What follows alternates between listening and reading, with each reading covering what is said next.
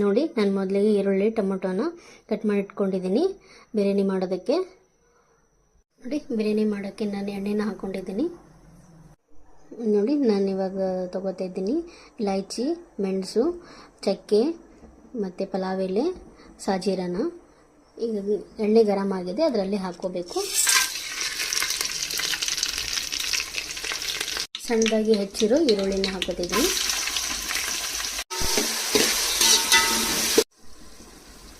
ಬೆಳ್ಳುಳ್ಳಿ ಮತ್ತು ಅಲ್ಲ ಪೇಸ್ಟ್ ಹಾಕೋತಿದ್ದೀನಿ.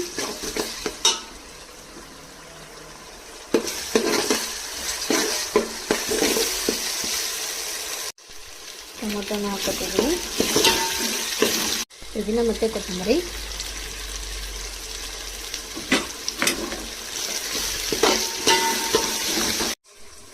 ಟೊಮೊಟೊ ಮತ್ತು ಈರುಳ್ಳಿ ಪೇಸ್ಟನ್ನು ಮಾಡ್ಕೊಂಡಿದ್ದೀನಿ, ರೆಡಿ ಮಾಡ್ಕೊಂಡಿದ್ದೀನಿ. ನಾನು ಬಿರಿಯಾನಿ ಮಾಡೋದಕ್ಕೆ ಪೇಸ್ಟ್ನ ಹಾಕೋತಿದ್ದೀನಿ.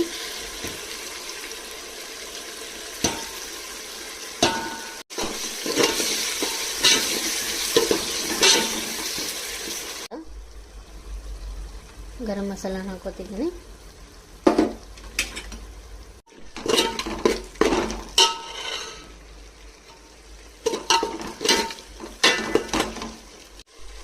ಖಾರನ ಹಾಕೋತಿದ್ದೀನಿ, ರೆಡ್ ಚಿಲ್ಲಿ ಪೌಡರ್, ಉಪ್ಪನ್ನ ಹಾಕೋತಿದ್ದೀನಿ.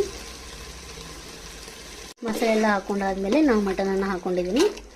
ನೋಡಿ ಇವಾಗ ಇದು ಮಟನನ್ನು ಸ್ವಲ್ಪ ಬೇಯೋದಕ್ಕೆ ಬಿಡಬೇಕು, ಒಂದು 10 ನಿಮಿಷ. ಇದು ಬೆಂದಾದಮೇಲೆ ನಾವು ಅಕ್ಕಿನ ಹಾಕೋಬೇಕು.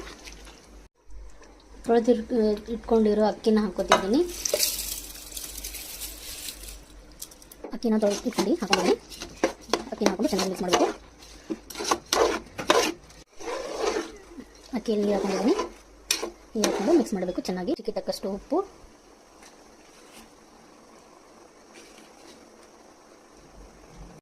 ನೋಡಿ ನಮ್ಮ ಬಿರಿಯಾನಿ ರೆಡಿ ಆಯಿತು.